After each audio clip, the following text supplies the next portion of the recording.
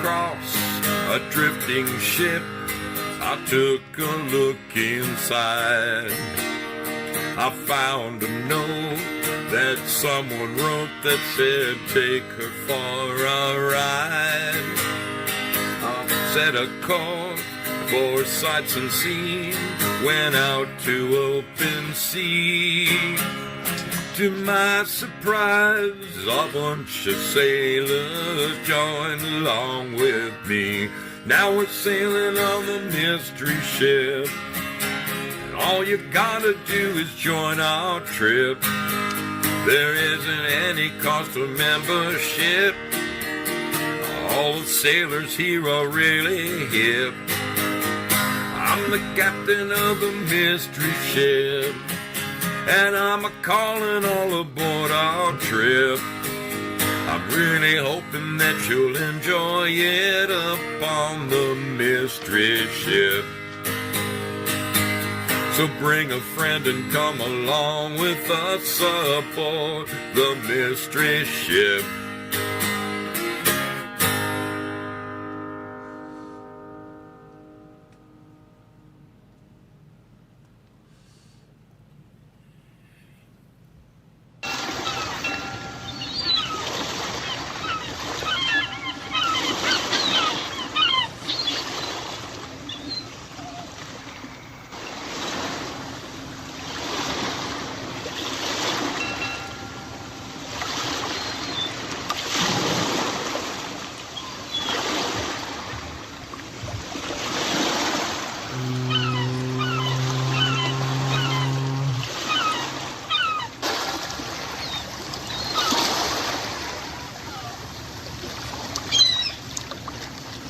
Holy guacamole, people. I really didn't think I was going to get the boat out of the harbor tonight. What the heck? I have been struggling behind this computer for the last 15 minutes. OBS crashed on me twice. I actually got everything working, got the show started, and then the whole thing went out, and I had to do a complete restart. And hopefully, I think we're still up and running. I want to say hello to my friends back over at YouTube because I got kicked off of there for a week, and tonight is my very first night back there. It is wonderful to look up and see those smiling faces. Thanks for joining us over there. Appreciate seeing you guys. There are 4 people hanging out at Rumble. Thank you, my Rumblers. I do appreciate you being there. The gang is in over at Pilled. How are you doing? Good to see everybody over there. Artist61, Crazy Chuck with a K, Kristen Hudson, good to see you. Mountain Dog Boy, always good to see your smiling face. Thank you, Artist61, for the cookie there. Much obliged. Much obliged. Man, Studio Gremlins tonight, I mean, it's enough to make a guy just batty. And I'm already batty. Well, shall we check in with the fine folks over in D Live? Yes, our current champions. There they are. The champs. The champs. They're wearing the crown proudly. I really need to move that thing so it's more prominently. Oh, you can see them over my shoulders. That's good. Yep, there's the crown. They're basking in the glory over there. Smudley. You see it in the cheeks and the lankiness. The lankiness. What lankiness? Oh. They're talking about a picture that was sent to friends and such. Good to see you, Spudley. Val Kimber, always a pleasure, my man. Hope you're doing wonderfully. Good to see you. Willie Fix-It in the house. I know I saw Bad Zoot checking in. Lynn Winters, what are you doing, little lady? It's funny, when putting this show together tonight, I thought about you, Lynn Winters. I really did. I did. Tonight is going to be just one of those silly little nights where Zoe tells you a few Zoe stories and then encourages you to call in. I've got a number of little topics here that, I have a story for each and every one of them. But I got to tell you, I mean, one of the things I enjoy about doing this show, besides hanging out with all of you, is bearing my soul. And man, I gotta say, this has been a most difficult week for your brother Zoe. I mean, the stars are not lining up. They are not lining up for me. It seems like thing after thing after thing is not going my direction. I'll give you a little context here. I have a vehicle that I have owned for about 10 years. Heck, maybe even longer than that. I've probably had it for 15 years. And I just love this thing. It is a Ford Bronco 2. And I love everything about the car, okay? It's way up in the air and very easy for me to get in and get out of. When I get inside that captain's the lounge, man, there's plenty of room in there for me to lean my seat back and put my legs out. It's got a beautiful hands-free stereo that, answers the phone that comes over my stereo speakers. There's a little microphone built into the thing, so it's got everything a guy could want in my position. 4-wheel drive on the push button, and what else? Oh, it's phenomenal in the snow. And I just love this crazy car. Otherwise, I wouldn't still have it. Now, this car and I have a history. Boy, do we have a history. I no sooner bought this thing. I no sooner bought this vehicle. And I think I drove it for, 2 months. And the tranny went out. And that was like, that was back in the day. That was like 2010, maybe. Yeah, 2010. So at the time, I was living in Los Angeles. So I took I took it down to a guy in LA. And for 700 some odd bucks, he put a new tranny in it. I then proceeded to move to Oregon. I was in Oregon no less than 6 months. 6 months. And the tranny goes out again. And I call the guy up and I go, "Hey, bro, what's the deal here?" He goes, "Dude, I stand by my work. You bring it in. I will fix it. I will make it brand new again." And I said, "Well, I got a little problem. I have moved to Oregon."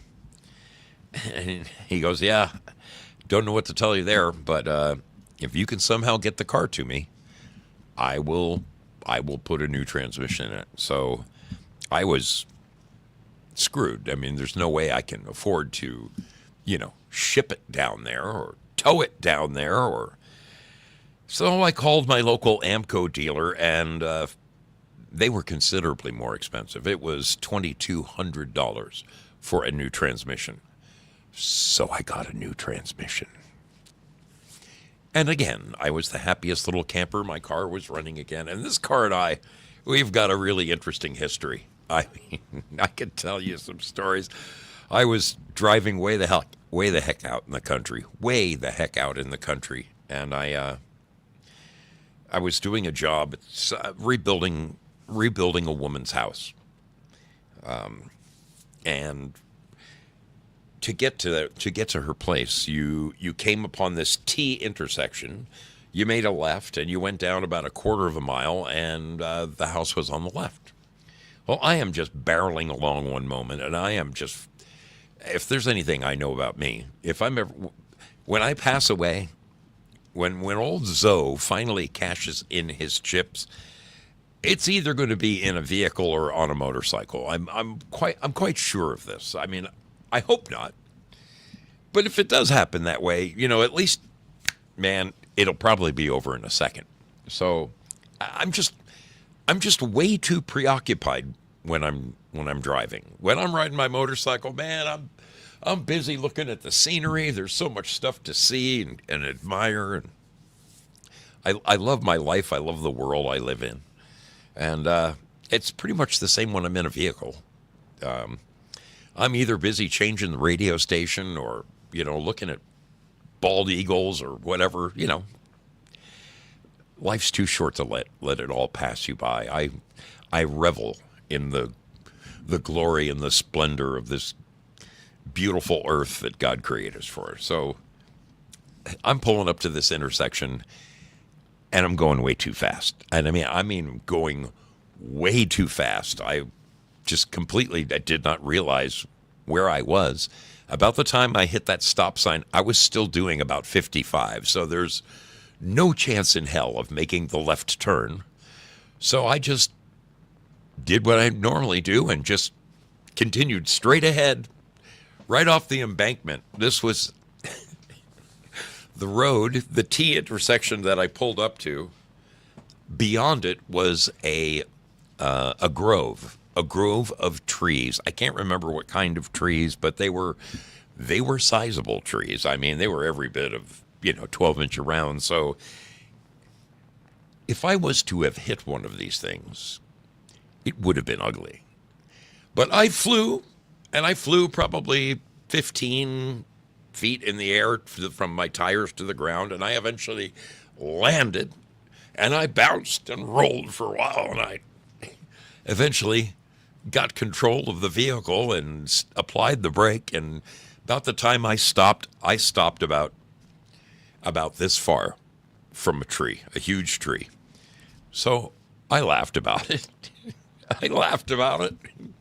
And I put her in four-wheel drive, and I turned around, and I rode right back up. And, man, this thing went right up that mountain and right back over, back up onto the asphalt, and I went to work. And stuff like that has happened to me 2 or 3 different times during the 15 years I've owned this vehicle. But I love this thing. I could do a U-turn inside this garage. That thing has such a tight turning radius. And over time, I have replaced just about every last thing in that vehicle. From the Willie Fix-It he'll understand all of this. From the rotors, the calipers, the brake cylinders, the radiator, the transmission. I've put 3 transmissions.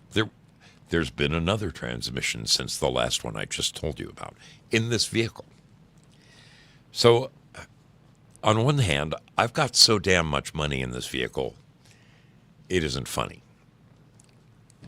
On the other hand, at what point do you call it quits and say, Zoe, slap yourself upside the head, you dumb. Anyway, so I think it was about 4 or 5 years ago. No, 4 years ago. I was riding with my mother. We were going up to see my daughter up in Corvallis. And the car developed some kind of problem. And I don't know what it was, but the next thing I know, smoke, white smoke, was billowing out from underneath my hood. And the car quickly conked out. Now, we were 100 miles from where I live. We were on our way to Corvallis, which was, 4 hours north of here. Thank God my mom had AAA, so we called the AAA driver, and we jump in the truck, and we tow my little Bronco all the way back here to my house, where it sat for, I think, 6 months. And I got my Christmas bonus. And at the time, I was working at a truck stop down the road.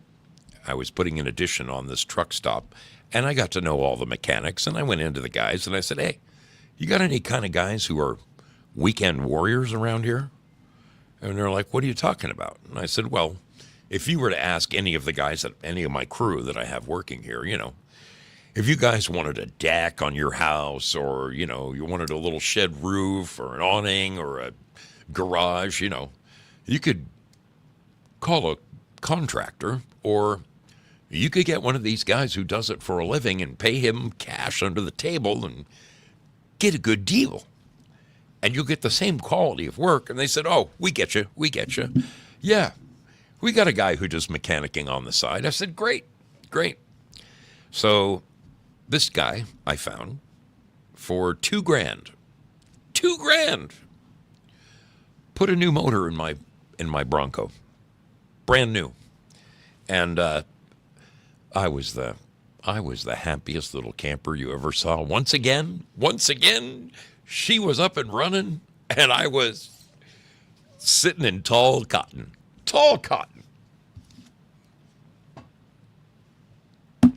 Well, everything worked. Everything worked wonderfully with the exception of one thing, one small thing, and that was the temperature gauge on my dash.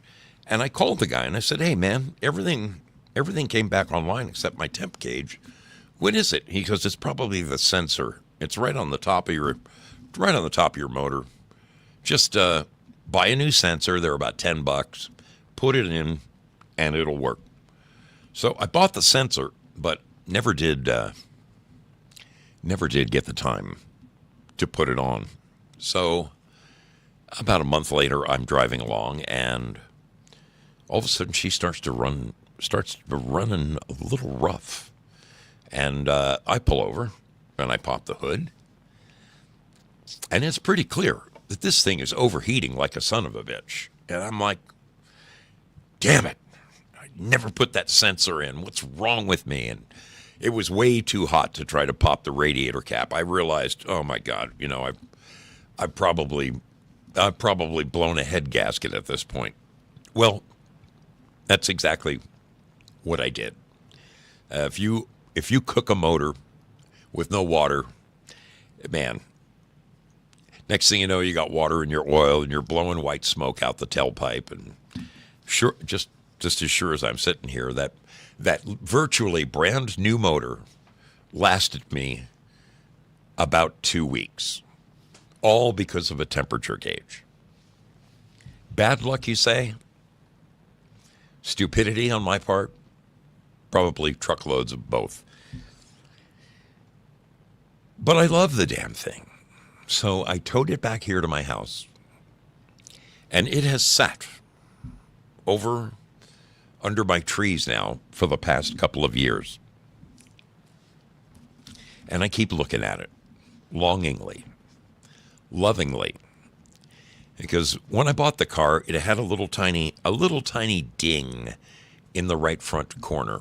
The little chrome bezel around the headlight was broken, and the side reflector was cracked, and the bumper had a little ding. I don't know what the woman ran into that I bought the car from, but she clipped something, and the right front fender was a little bit crunched, and it really kind of broke my heart. I wanted to fix this thing up, so I bought the fender. I bought a whole new grill. I bought 2 brand new lights, new bezels, new reflectors, new everything for both sides.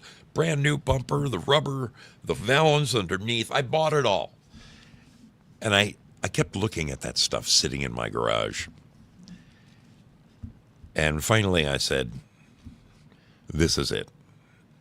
I'm going to get that damn thing running. Now, due to some misfortune in my life, making rash decisions, I'm not good at contemplating things. I shoot by the hip. Probably going to be my downfall. When I realized that I was getting divorced, rather than do the right thing and splitting everything down the middle and wishing each other luck and going our separate ways, I just said, you can have everything. And I took my clothes and I left. That house the house was completely paid off. It would have been my retirement, so to speak. But hey, I left with my sanity and my clothing. Man, tough things. So, because of the fact that I don't have a retirement, the only income I will ever have will be Social Security, which is a joke. So I'll probably be working to the day I die. It just happens that way sometimes. We do have a little fund at work. And anytime that I work on government projects, which has been, I've done quite a few government projects in my day, there's a higher wage scale that comes into play, particularly if it's a federally funded job or a state funded job. And the difference between your regular paycheck, your regular hourly wage, and the new higher wage assigned to these projects, known as prevailing wage projects. They're based on union scale, and union guys are very, very well paid. Well, they take that money and they put it in a little fund for you, and they rat hole it away. And some companies will match 3% as long as you put it in there, and you're encouraged to take some of your weekly paycheck and dump it in there in the hopes of building up a nice nest egg for your retirement. Well, in my case, I mean, that amount of money that's in there is never going to amount to something that's going to help me retire. So I got to thinking about it the other day. I was talking with my buddy at work, and he was telling me how much he had in his account because he's been saving in it for 30 years. And I said, yeah, I wish I was as lucky as you. I probably got about $4 or $5 grand in there. And he goes, well, aren't you having vehicle problems? I said, damn right I'm having vehicle problems. He goes, well, why don't you just take your money out and get yourself a decent ride? I said, you can't get the money until you retire. He goes, who told you that? He goes, you can get the money once you turn 59 and a half. He goes, what are you? And I said, I'm considerably older than 59 and a half. So I looked into it, and I got the bread. I got the bread this past week, and I thought, dang it, it's time. I'm going to get that Bronco back on the road. So I put a battery in it, and I limped the thing up the road. I limped it up the road to my favorite mechanic, and I said, hey, pretty sure I got a blown head gasket. I said, she runs great, but she just blows a shitload of white smoke out the back. And he goes, I want to tell you something about those 2.9 motors, man. They are infamous. They are infamous for cracked heads. And he goes, in addition to it, he goes, if I take the head off and it's warped, and he goes, there's not going to be enough for me to mill it down flat again. There's not going to be enough material there for me to mill it down flat again and put you back together. I hate to give you bad news, man, but you're probably looking at putting a new motor in this thing.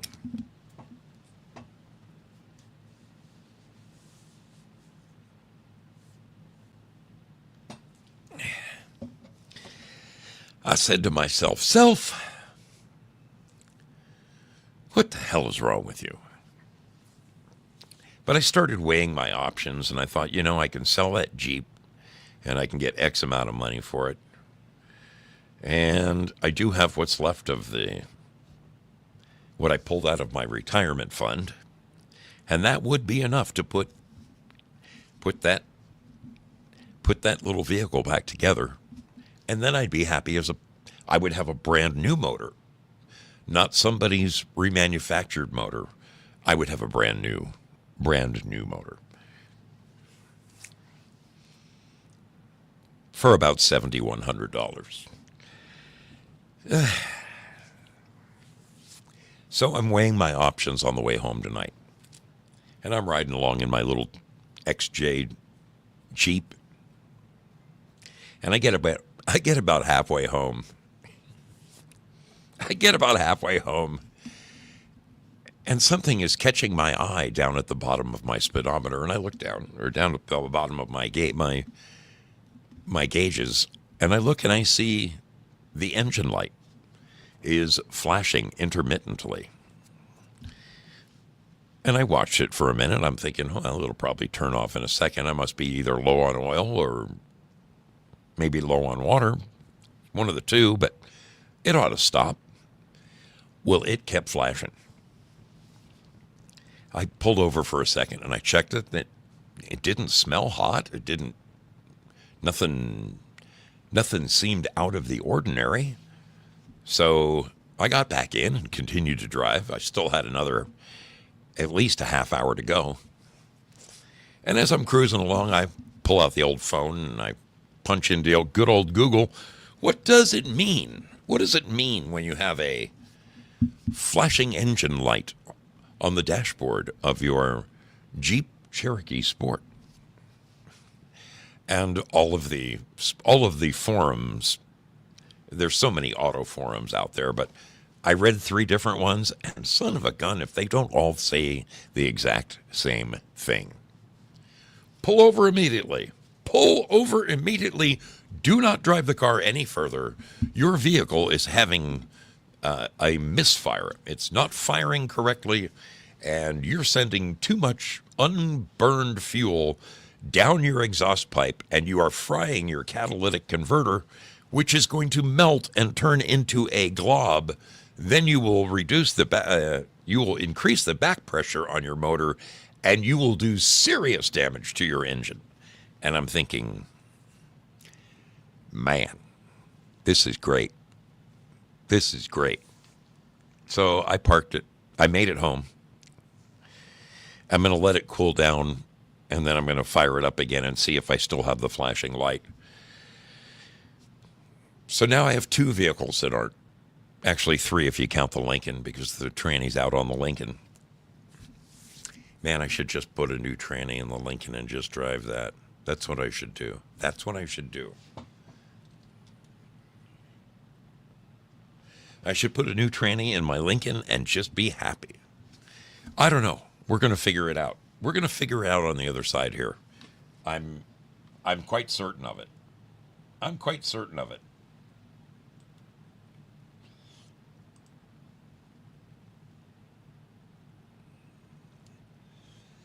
I'm quite certain I'm going to figure out what the hell to do with my vehicle situation. I'm probably going to,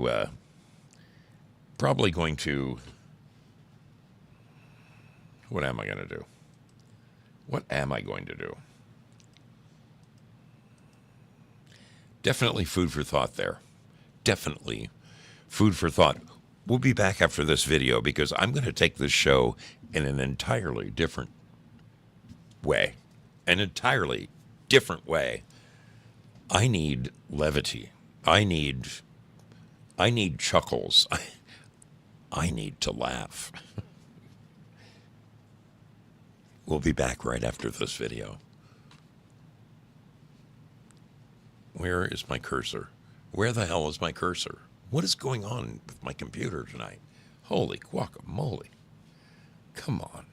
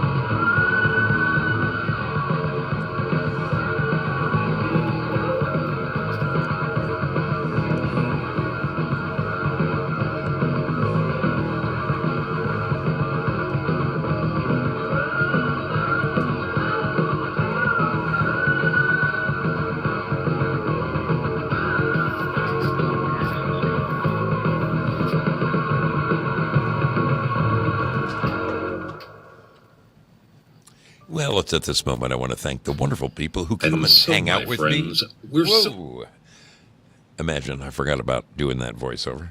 I want to thank the beautiful people that come and hang out with me all the time. You're just the best. You are the best. You make me feel so warm and fuzzy inside. And I appreciate you so very, very much. Don't know really. There's that Lincoln. There's that Lincoln. Oh, man. Where would I be without that thing? One of these days, I just have to keep it all in perspective. Keep it all in perspective. Be thankful for the things you do have that are working your way. And the rest of it, the hell with it. The hell with it. I'm way too positive a guy. I do have a nice, shiny new Harley Davidson I can ride to work. It's a little cold for that. And damn it, if it isn't supposed to start raining over the next couple of days, what the hell's going on with that freaking phone? Phone has a mind of its own. The phone has a mind of its own. Anyway, when things like this happen, I choose levity.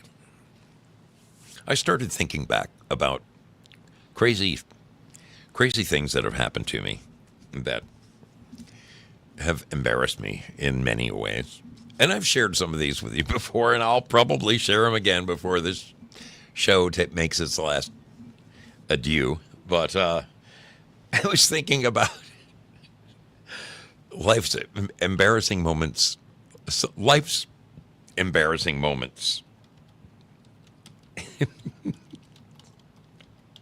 And I came across a couple of different Reddit things that they just made me laugh. They made me laugh my ass off. And we've talked about this before. In fact, I encouraged you to call in with your embarrassing moments, and I'll never forget Lynn Winter's story. It was hysterical. She's well endowed, and she had a little problem at work, and I think she tripped or fell or something, and just everything came out, and it made me chuckle. And I said, you know what? Damn it, I'm going to do my show on, because I've got 2 or 3 mishaps that I know I haven't shared with you yet. I know I've told you the story. I know I've told you the story about the little gas station where I always go to get. Up here in Oregon, not every gas station sells ethanol-free gas. There's a small handful of stations dotted across the Southland here, and just every biker knows where they are because that's the best gas to put in your Harley. So there was a place that I frequented quite often, and one day I'm out. It wasn't a brand name gas station. It was one of those little off names like Astro, or it wasn't a Shell, it wasn't an Exxon, it wasn't a BP. It was one of those off brand, like Town Pump or something like that. But they had the good gas. They had the ethanol free. So I made my way over to that side of town as I was running low on gas, and I thought, all right, I'll pull in. So I ride into the gas station, and I pull up to the pump that previously had pumped non-ethanol gasoline. And as I looked around, I realized that the gas station had changed hands, and it was no longer a Town Pump. It was now a full-blown Chevron. And the person who was manning the gas pumps at that time in Oregon, you're not allowed to pump your own gas. Well, you are now. They just passed a law. But prior to this time, you had to let somebody pump your gas for you. That was the law. And as I was learning that, oh my goodness, this place has turned into a Chevron, I blurted out, my God, you've changed. remarking that the gas station had gone from a no name to a big name. And here comes the person coming out to assist me, and clearly this is a person who's in the middle of transitioning. It is clearly a man who is on his way to becoming a woman. And of course, when I blurt out the words, "Oh man, you've changed," it changed his demeanor immediately. It was one of those embarrassing moments that I could have died. I could have died of embarrassment. But that's far from the most embarrassing thing that's ever. There are so many. Years ago, my family I took the whole family on a vacation down to Mexico. And there was this wonderful, wonderful water park down there. Imagine SeaWorld, where instead of just sitting in the stands, you actually wear a bathing suit, and you are encouraged to dive into the waters and swim with the fishes and it's amazing. It's a wonderful, wonderful place. My kids, we went there like 3 different times. They loved it. Every year that we went there, we took the kids there. And they have this little aside thing where they've got dolphins, bottlenose dolphins that are trained incredibly. I mean, the flips and the tricks and the going through the hoops of fire and all, they do all of that. Everything you ever saw at SeaWorld or Marineland, those kind of things. But for a few dollars more, you can pay to, quote unquote, swim with the dolphins. And for about 5 to 7 minutes, you get to hang out in these waters, and the dolphins are, I mean, they're rubbing up against you and loving on you and turning around and doing all that, all the flipper stuff. And, for the average Joe, it's quite a treatment, quite an experience, quite a wonderful thing. And the crescendo of this little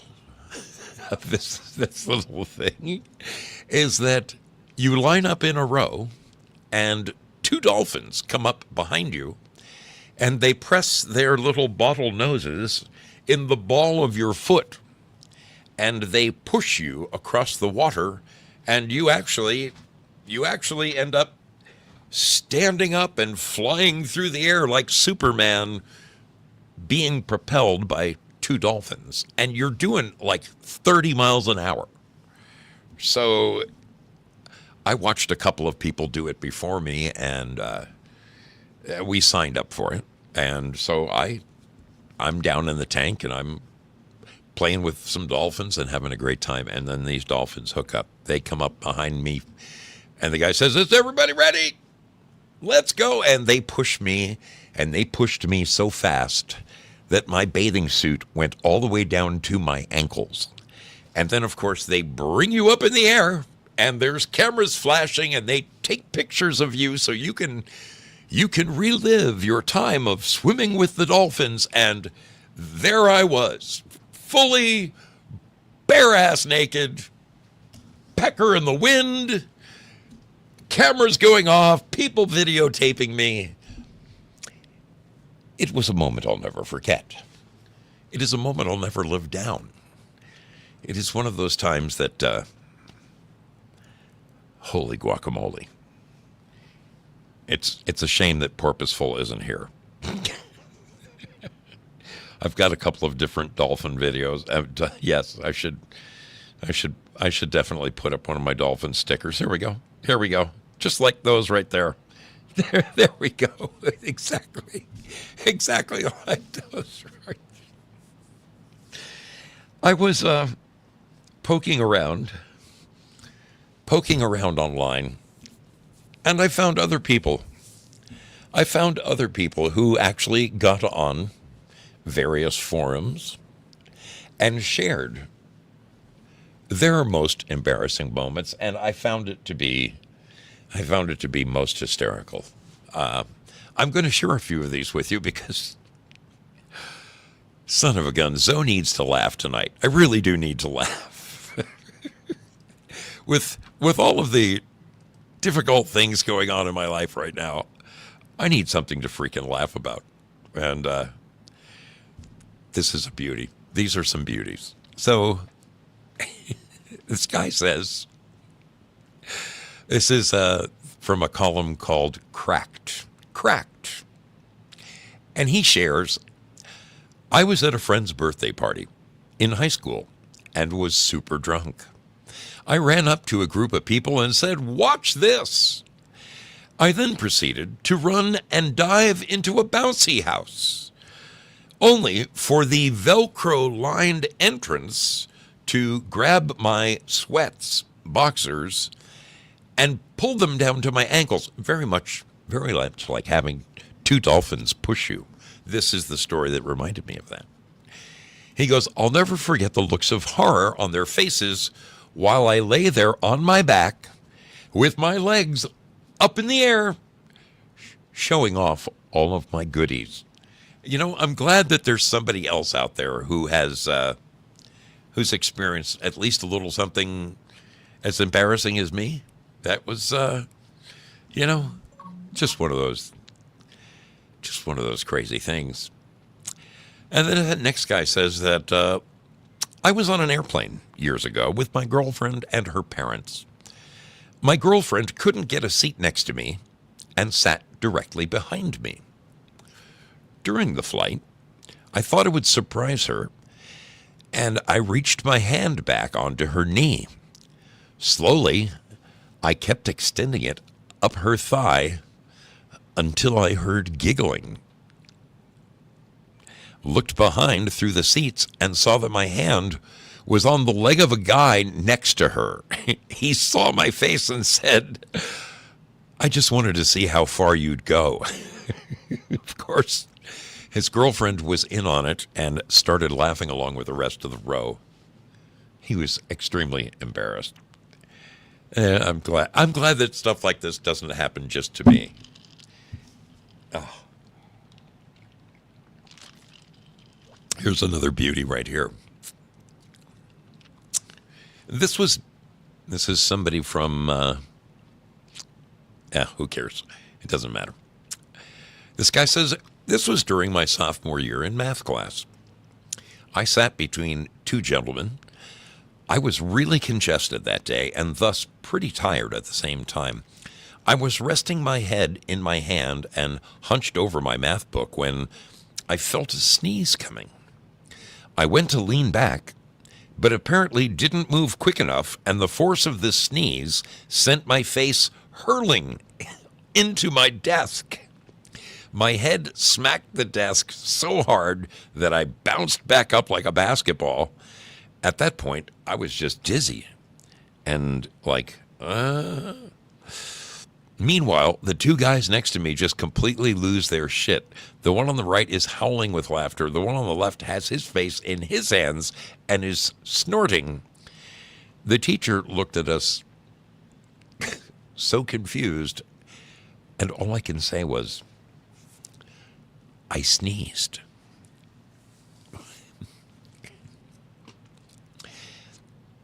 Another writer writes in and says, I hit face first into a street lamp post because I was staring while walking at a beautiful girl walking the other direction that I was coming from. It was in front of the main gate of our university. Hundreds of students saw it. My friends laughed hard as hell. That's the kind of thing that you just really wish you had on video.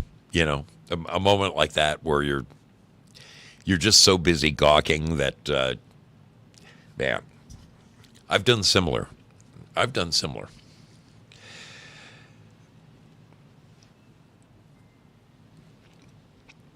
Here's another writer who says, recently went on vacation with some friends and a mutual friend who I don't know that well. He and I took the pull-out couches, and his was right next to the bathroom. Later one night, when we were all walking around away from our hotel, I got the stomach rumbles. Then the nausea hit. I have never felt so sick in all my life. It felt like someone was grabbing my insides and twisting them. The second we got back to our hotel, I made a beeline for the bathroom. Through that paper-thin wall, this guy I barely knew heard me shit pure liquid out of my ass, complete with loud, wet farts, cry, and vomit in the trash can in front of me. I spent the rest of that night shivering in bed and making runs to the bathroom. I hit the been married for a decade barrier with them in a single night. Food poisoning is a bitch. Oh man, I can feel for that girl because yeah, I've had moments.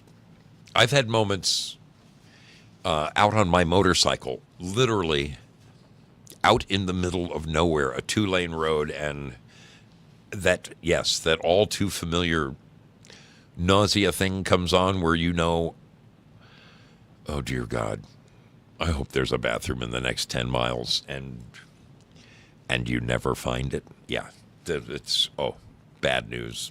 Bad news. Cab 7 Ben, how you doing, buddy? Freaking good to see you. Good to see you, my man. Okay, I got another. Here's another. This is somebody else's story, not a Zozo story. Somebody else's story. When I was 16, I went to a water park with slides and pools with all my uncle and younger cousins and friends. I wore a regular bikini and went swimming in some pools with my cousins for about 40 minutes. We then went to this big slide thing, and after that, we got in line to do an even bigger one with my uncle, too. As I'm standing in line, I hear some teenagers laugh behind me, and I turn around to see one of them pointing at me and then quickly stop as they saw me stare back. I then looked down. I had bits of wet, white toilet paper all down my legs. When I was a teenager, I used to always fold toilet paper and put it in my underwear to prevent discharge staining them. I must have done it automatically and forgot that I was wearing a bathing suit. I have never felt so exposed and ashamed in my life. There wasn't just a little bit. I started trying to take it off, but there was always more. I tried to play it cool as I was chatting to my uncle, and I know for a fact he noticed because he always notices little things, but thankfully he never said a word. We're not that close, which made it all the more awkward, along with the fact that I was touching my crotch way too much. I was paranoid for the rest of the day for there to be more, which, that story.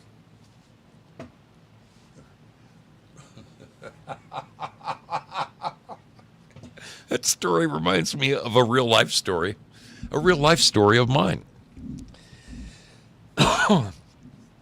Years and years ago, when I was a married man,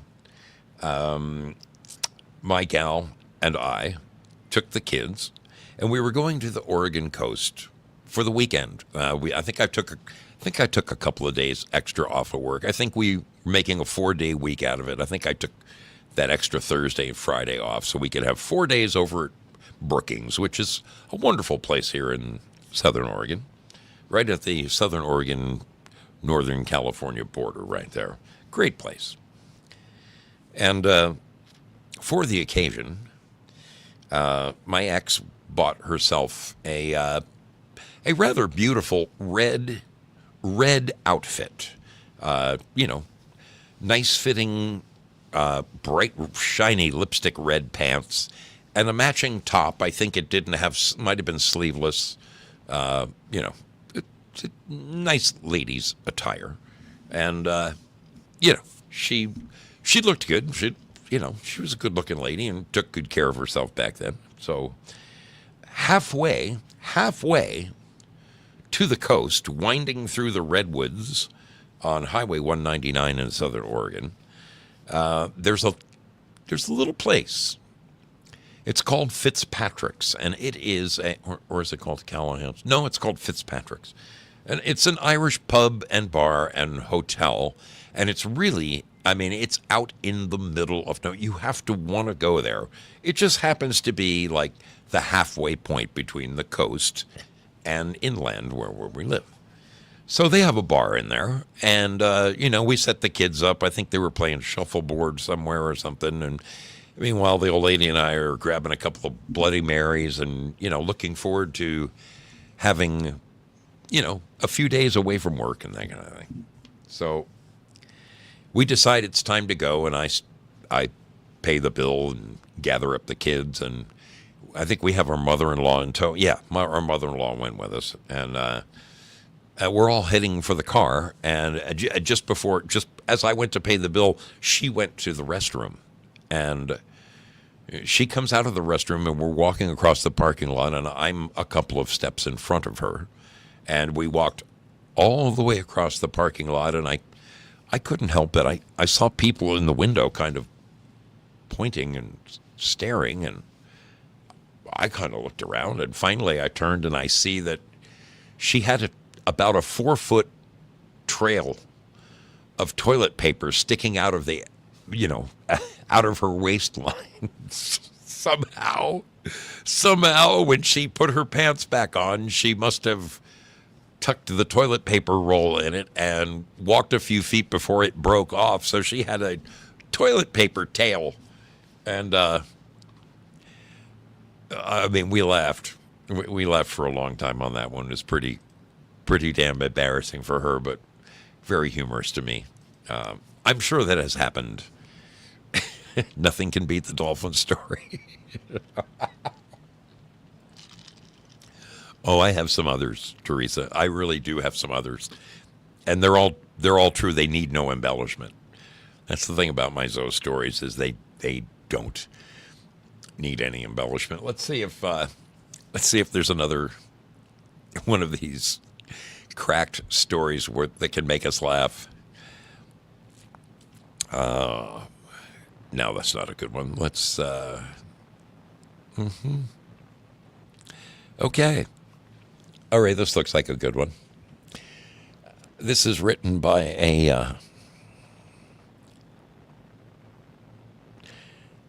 I don't know if this is a man or a woman, but we'll find out. We'll find out. So, this person writes, I was 15 or 16, sitting at the table in my room, browsing the internet. I had one hand in my pants, playing around with my random boner. Okay, so clearly it's a guy. It was nothing sexual. I was just keeping my hands occupied as if I were tapping my foot or twiddling my thumbs. So I was doing a helicopter, stretching, pulling, etc. At one point, I must have pushed a little too much, because immediately I heard a click, as you would hear when you're cracking your knuckles, or, and then he said that his member started to deflate. He said he started panicking quite a bit, as you might think, because this had never happened to him before. He said he didn't get his normal upright member for the next 2 or 3 days after that, which for a teenager used to happen several times a day. It was practically unheard of. So he went to Dr. Google, and from what he read online, this is the danger of these online MD things. I mean, you can never trust these things. So he goes to Google and says, punches in, obviously, what does it mean if I hear a big crack when I've got a woody? Let's see, Dr. Google, and then thought that I had a penile fracture, although it did not look at all like the pictures. No purple swelling or no misshapen form. Thank God I've never had this trouble.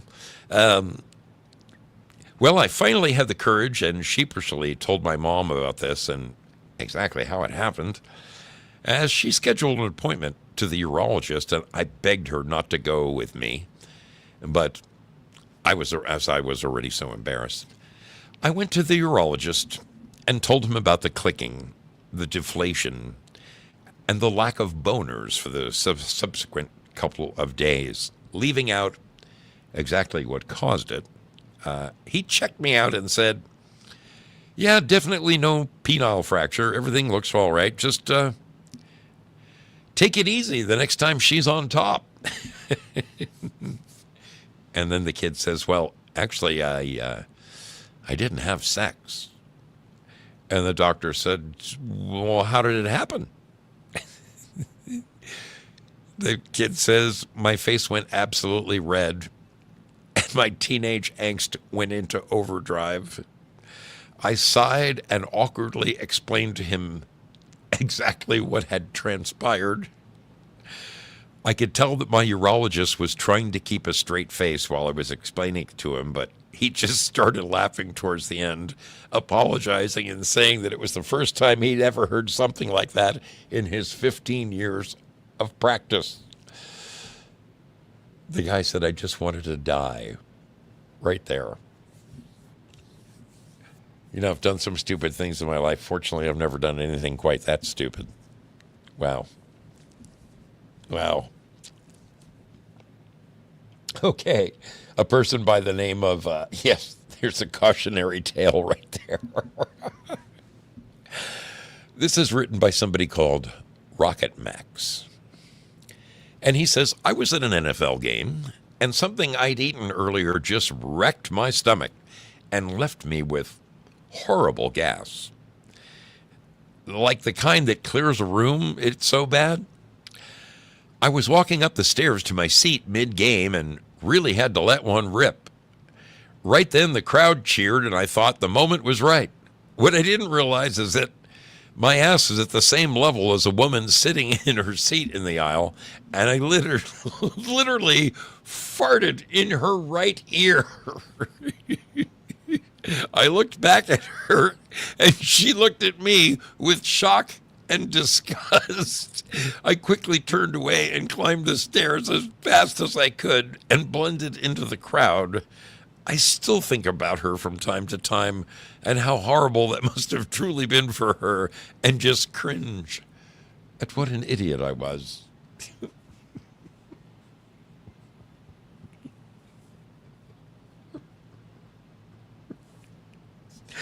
Okay, I got another real life story for you. I mean, all of us at one time or another. Look, I'm not somebody that thinks farts are funny. It's just not humorous to me. But once in a blue moon, and I'm sure this has happened to each of us, once in a blue moon, you've either just eaten something that just simply did not agree with you, or just your body just rejected it all the way and decided to get rid of it as best as you could. And what it does is as the person just described, it leaves you with like the most rancid, putrid gas ever. I mean, I'm sure we've all been there at least once. You know, something we ate just really didn't agree with us. Well, I was on an airplane. With my friends going to Las Vegas, and there was 8 of us, and we were flying in for a guy's bachelor party. When this happened to me, and it was oh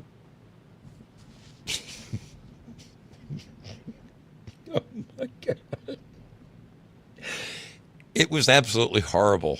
Okay.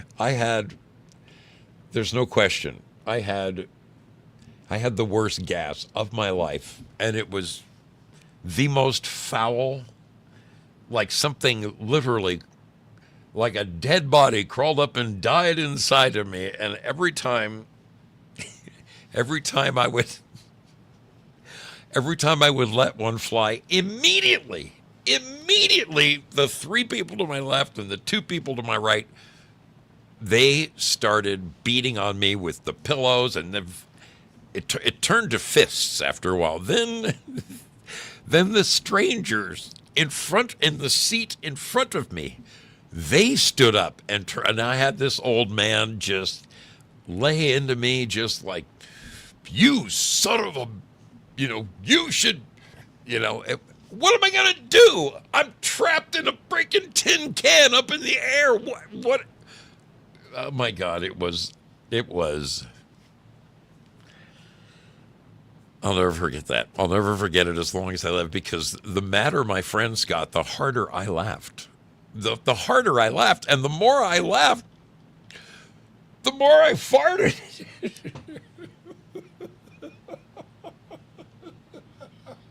I should call my friends up and ask if they remember that moment. I wonder if they remember that moment. That's horrible. Just absolutely horrible.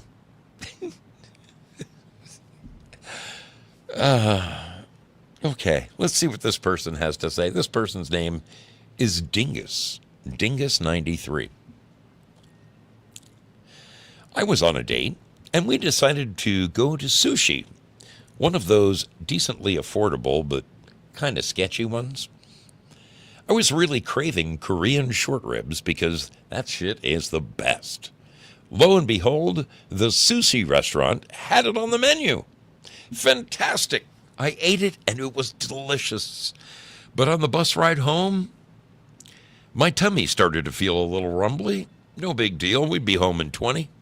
Well, over the course of that bus ride, it turned into a grave situation. A water at the floodgates kind of thing, but I was off the bus now and we started our 5-minute walk home. I made it about 40 steps and it all started pouring out. Date was next to me, who was aware of my rumbly tum-tums, and I just said, oh no, it's happening. The only thing that saved me was there was an area off to the side where it was dark where no one would see me. I hid until my date got back with a pair of pants. I left the shit pants behind. I'm really sorry to whoever found them. And I made him swear on his mom's grave that he would never tell anyone. We broke up, and to this day, I still wonder if he kept his promise.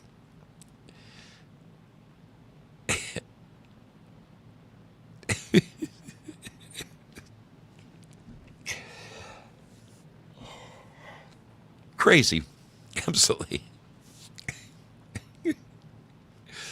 Oh my God.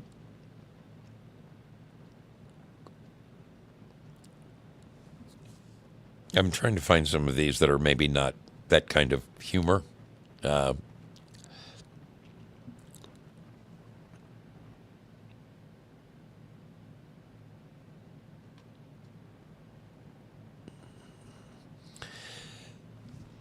On a road trip with some friends, we stop for gas and a bathroom break. I walk into an empty men's room with my best bud right behind me, and I take the closest of the 3 urinals. In a rare break from bro code, my buddy takes the one right next to me. But the urinals have dividers, so not a major infraction, but still, I want to teach him a lesson. So as he's in full stream, I reach around the divider and grab his elbow and shake the hell out of it in an attempt to get him to piss all over himself. Suddenly, I hear this strange voice say, "Well, I didn't know you wanted to hold my hand." I slowly lean back and look around the divider only to see my buddy at the far urinal leaning back and looking at me. Oh my God. Turns out an elderly man had ghosted into the restroom between me and my buddy and took the urinal between us. He actually thought it was funny. My buddy collapsed in the corner laughing. And that's how I molested an old man in a truck stop bathroom.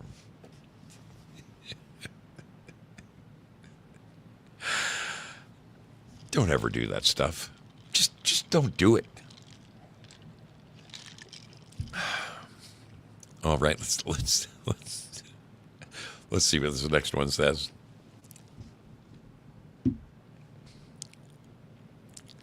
Unfortunately, this one was recent. These are embarrassing moments. People's most embarrassing moments, according to Cracked magazine. I ran into a longtime friend out of nowhere that I hadn't seen in years. My first thoughts were, "Hey, it's great to see you. Wow, we're so close to graduating." That, however, is not what I said. My first words to her after all this time were an enthusiastic, "Wow, we're so gross." Going with it, she sarcastically played along and said, "Yeah, because I'm so gross." To which I stupidly responded by looking up at the ceiling and saying an elongated, "True." I'm mortified just thinking about it. I couldn't get it out there fast enough. I've had way more embarrassing moments than that.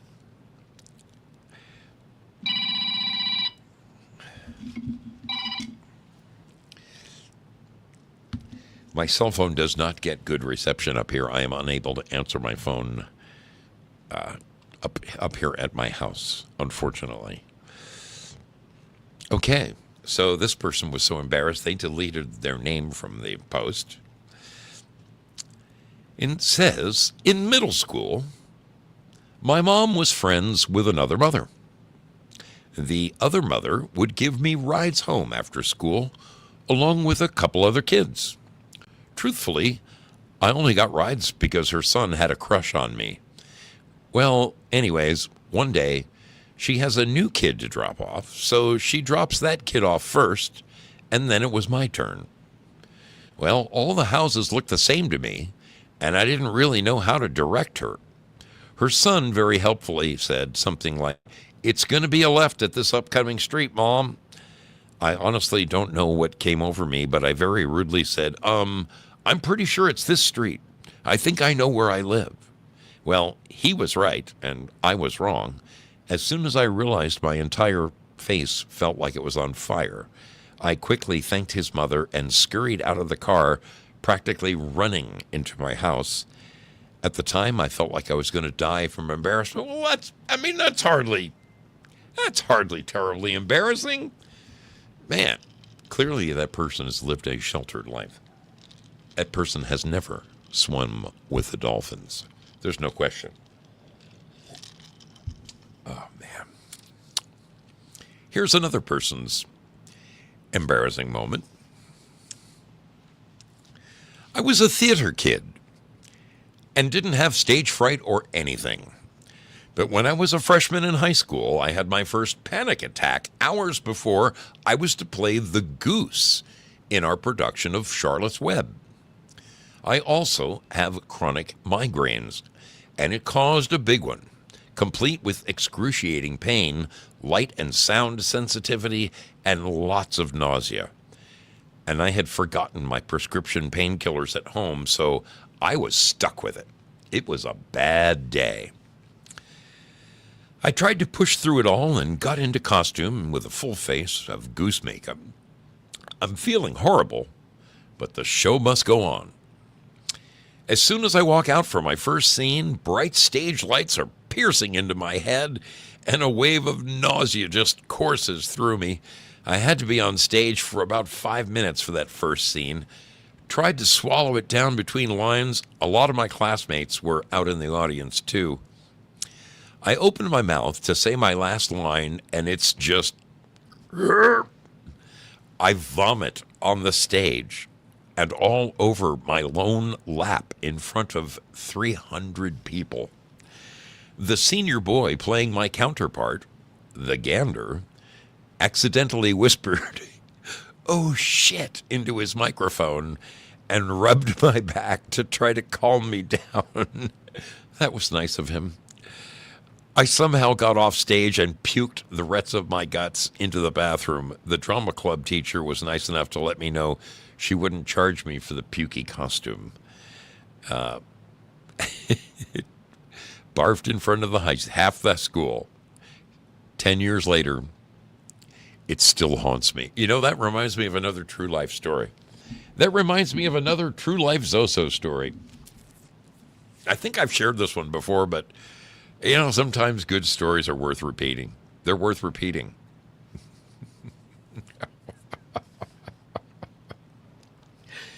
So in the 10th grade, I was on the JV football team. I was on the JV football team at school, and we had come back from an away game. And the way of the school was laid out, the boys' locker rooms and showers were literally right behind the major auditorium where we held basketball games and pep rallies, and of course, that's where the stage was. And the night that we came home, the JV team just happened to be opening night of the senior play. Now, this was 1973.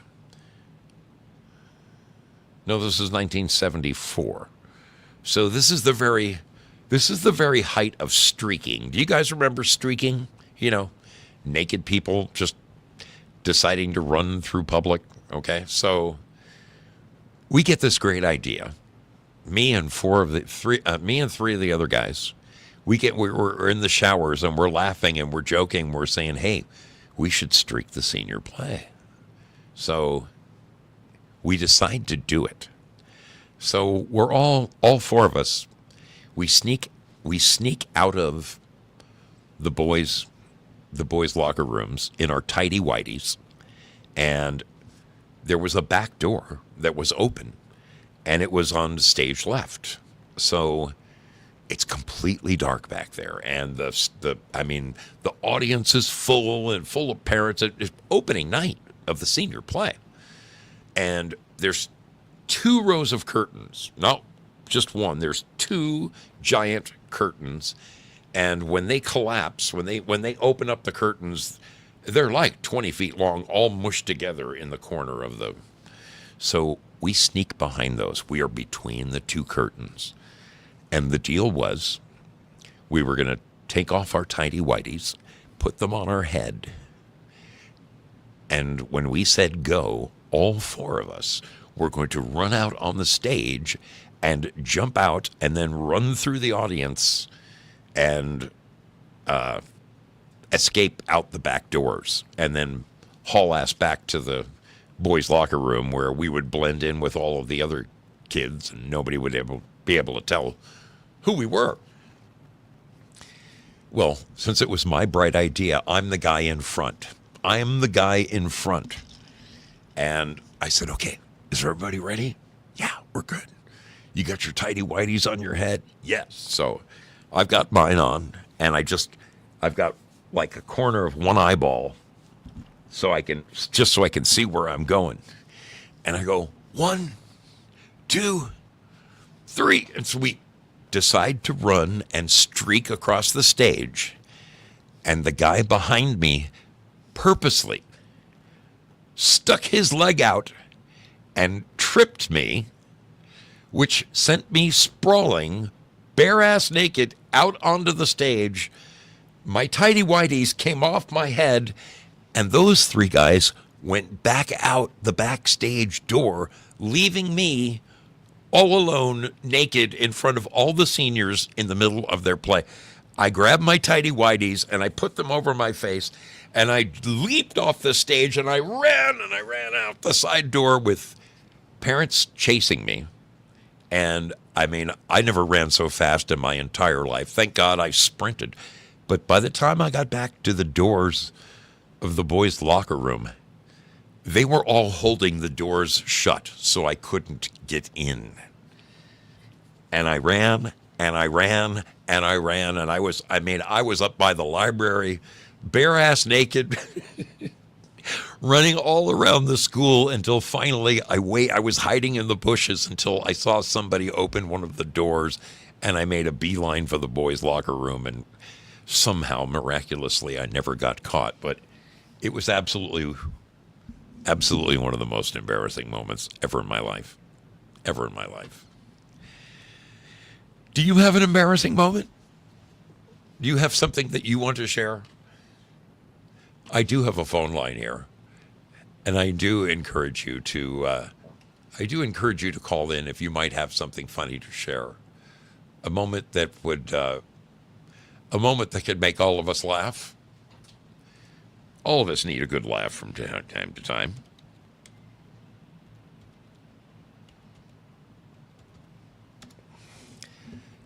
Tell me somebody else has a dolphin story. That's what I want to know. Ooh, there it is. There it is. That is the phone number to the mystery ship. I'm going to have to turn my phone on. I do invite you to call in if you have a humorous story to share. Please, don't let me tell all my stories all by myself. Surely somebody out there has done something that they're humiliated by. In the meantime, I'll read one more of these. I'll read another one of these. When I was in high school, my parents asked me to log on to my Facebook to message a relative that had blocked them. No big, I gave them the password, and that was that. Fast forward a couple of weeks. I hardly ever used Facebook and honestly forgot that they'd been on it. My boyfriend at the time wanted some pictures. His phone was having probs and couldn't receive messages. I was like, hey, I'll just Facebook message him to you. 30 minutes later, I got a call from my mom saying, if you could please stop sexting your boyfriend, that would be great. Now that would be, she said, proceed to me wanting to die. Yeah. Man, I wouldn't want to. I'm trying to think. I wonder if I had an embarrassing moment like that with my parents. Is there?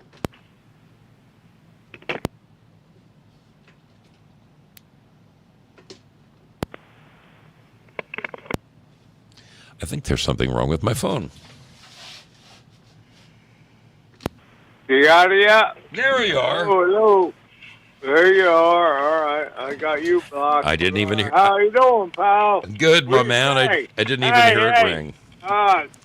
Check this shit out, man. Carpart.com, right? I know them well. Look that shit up and punch it in for your Blazer or Ranchero. What the fuck Bronco. you got? It's a Bronco there? Bronco 2. They got them engines, and they're sitting on a thing, right? And then you get one, right? And then you just fly me out there, and we just zip it up and give it a fucking how you doing, spray paint, fucking gasket set, fucking time chain. How you doing? I don't know. Yeah, your car, if it's good and it's got everything good, you put everything through it, fix it. Oh no, I love the thing. Your Jeep with the busted windows and everything else, yeah, fuck that. The transmission in your Lincoln is a simple, easy fix. You could ship it to Canada, but my buddy, a Cold War Motors girl would fix it for you and ship it back cheap because you're almost close to that. But I mean, you should be able to have somebody to fix that. I mean, oh yeah, I don't have my transmission guys there, but that you could even do it yourself with YouTube and stuff. It ain't really that bad, but I get it, right? However, whatever. Well, the one thing I don't have, Willie, the one thing I don't have is time. I work 65, 70 hours a week. I get it. Yeah. Hey, did you straighten them motherfuckers up? They were telling you some shit the other day? I wanted to hear that. Did you get them right way around yet? Or did you find a new job? I'm afraid you've lost me. The solar flare he had too much, even though there was lots of clouds. I was like, first time in forever. The guy said you were fucking up. Did you just straighten the guy the fuck out yet? Oh yeah. That's all water under the bridge. Yeah, that's. Oh, my buddy showed up today, right? He's like 6'8", right? He's pounding on the front door, right? And I'm like in the back, on a computer fucking around, right? My wife shows up, and the guy goes, I need brakes. I need brakes in my car, right? Fixes brakes, right? I got all the parts. I can do everything myself, right? Another one of them smart son of a bitches that know what they're doing, right? So guess what happened? He He fucked it doesn't up. even know what year his car is, and we had to go back to the parts store and change everything out. Oh, man, everybody knows everything, right? I don't know. I don't never say that I know everything, right? But, man, most people don't know a fucking thing. And I wish you would just let Trump cook and get shit going and going right way around. And, oh, yeah, on your thing with your Bronco thing, Yes. there might be other ways to put another engine and transmission in the same thing to get a modern more one or whatever. But you got to look up this thing. Put it carpart.com, right? I know him. Every junkyard. It's every junkyard in the whole world. Yep. Or the United States, and that's a good thing to find. You can find one out of a wrecked car. And then when you still get the engine, you take it apart and fix it up a little bit, and you put it in there. Yep. You had shitty mechanics fixing your shit. It should have been better before it was. I've done some of them Broncos in the day, whatever. However, Willie, I you know got a what question mean? for you. I got a question Yeah. for you. Have you got an embarrassing moment to share with us? Oh, embarrassing moment. Oh, yeah, that's what I called you for, that one. Right? Yeah. They're trying to mess with me, right? I fucking broke into the... They were trying to throw me into the pool, right? I was like, oh, man, this was when I was a young kid. Like 12, 13 years old or something, right? And whatever the fuck. I'm trying to remember everything, right? They were trying to throw me in. I wouldn't get thrown in because I had my wallet, I had my stuff. Even though I was a young kid, I already had a job and I was doing money, right? And I was young, and I backed in and I bashed into the thing, and the three kids were trying. They couldn't throw me into the pool, right? And I backed in and I busted up the guy's screen door or whatever, right? Yeah. And they called me a pussy or some shit on the bus and this and that and everything else. But I don't know, went over. That was pretty my most embarrassing thing way back in that day. I probably have done other embarrassing things, but that was the one that really I'm strikes glad you me. at least... It really strikes me. It really strikes me because I was like 12 years old, right? And they couldn't throw me into the pool to do shit. But I backed up and I blasted shit up and I left. I think I even showed up on my mini bike and nobody else had like motorbikes or nothing at that day. I don't know. That was one of my most embarrassing things because that event, they told me I was a pussy afterwards, right? On a bus on a road trip, and they were like, "You're a pussy, and I'm like, "How can I be a pussy? You didn't throw me in the water.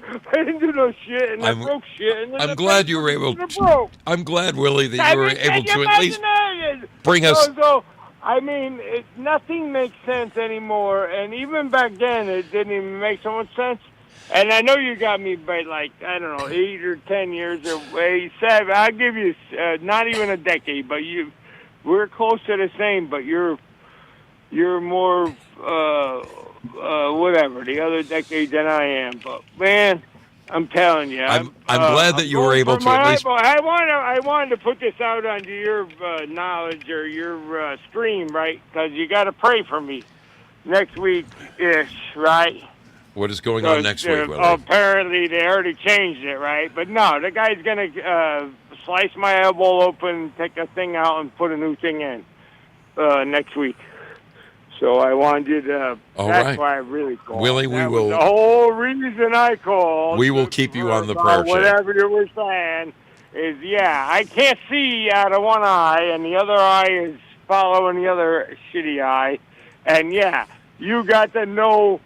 fucking see them, fucking, what do you call it, Aurora Borealis, and I'm outside of my back porch, and we can't see it either because it's cloudy and shit. But, man, the middle of the country is getting it. You know what I would hope one day, Willie? Pray for my, it's just a cataract thing. It's supposed to be, like, normal shit, right? Yeah. But they cut your eyeball open. Right, and I told the one lady that was Willie? whatever the fuck you Willie, pre-op. you know what I want you to do one day, buddy? I want you to What go do you back. want me I to want do? you to go back and listen to one of the shows, and then listen when you call in, and listen. Am I too want you loud? to no. I want you to listen to the trajectory of the show, and then I just want you to watch it, kind of. Yeah, I love you, man. I freaking love you, baby. I don't know. Hey, I'm not ever trying to ruin your stuff. You're not. And No, you're not ruining I want- anything. You're I not want ruining you to anything. Fly me out there, and I'll change that motor out of your fucking truck, and You you'll do it have in- a new truck. You would do it I in know what it's 24 like to have hours. all your trucks being shitty. I would. I Man, should. All my shit is getting. I shitty. should look and find one of those motors, and then seriously call you not during the show, and talk to you about I'll find this. it for you if you want me to find Okay. one. I'll find you one, and we could get it there right way around. But we I could love you, get brother. one in there. I think I think that if you have a good frame and everything body, and you've already changed everything out because you still got it, the heater core, the crap, the shit stuff. I've been working on cars forever, I know. and we could make your shit right way around. But the one motor you've been working on that so many put so much money into is like throw that away and get a junkyard motor and maybe use all the good parts they put on that part and fix it right way around. I mean, I don't know how many engine swaps I've done. But however, though, I love you, man. And Love you too, I my brother. apologize for. I'll talk to you I soon. understand what it means. I got all kinds of rusty shit here. You got the nice shit. And if you need an engine for the shit you got, I don't have an engine for what you're Right. asking for. I don't Right. have a Ford here. I got a Chevy's and I got some. That's all I got. I All will right, be love you, figuring it man. out. Love you, and brother. you have a good night. And hey, don't forget to say prayers for me next week. We I'm will. going to get my. We will keep you on the list, buddy. I hope everything goes good with the operation. I think it'll be fine. Yeah. Dude, it sucks getting blind, man. Don't get blind. Gotcha. Or whatever, cataract. I'm blurry like one eye. I can't see. No joke, man. It fucking sucks. Later. Bye. Talk to you, brother. My brother Willie. Love you. Our brother Willie Fix-It right there. I love my brother Willie. The guy would give you the shirt off his freaking back. And he is absolutely one of the most knowledgeable mechanics that I've had the pleasure of knowing. I mean, his garage is one of the most impressive. There's nothing the guy can't fix. Seriously. I don't care if it's 2-wheel, 4-wheel, 6-wheel, an Atex. He could probably fix it. Hence the name, Willie Fix-It. You know what? I think that is the Lord's doing. I think I'm going to shut this show down right here, right now, while I still can, because I've been up since 3 o'clock, and it has been a very, to say it, a tiring day is that doesn't do it justice. All right, well, what did I do here? I want to take that the heck out of there. I want to get that the heck out of there. There we go. It's back to a normal screen. All right. I'm going to be releasing the scratch-in. I want to thank the nice people who donated over there. Thank you kindly. The scratch-in is hereby released. And you wonderful folks over in Lemon Land, I didn't see my dear buddy Ben come in and drop several bombs in there, but he most certainly did. And I appreciate you guys more than you'll ever know. We will be seeing you. We will be seeing you on the flip side, my friends. Wherever that may lead us. I'll see you on Friday night for the other half of the mystery ship. The real half of the mystery ship. What's going on here? What the heck is going on here? All right. That's the way it's supposed to go. I swear to God, that's the way it's supposed to go. Thank you, everybody, for coming and hanging out with me. Have yourselves a wonderful rest of your week.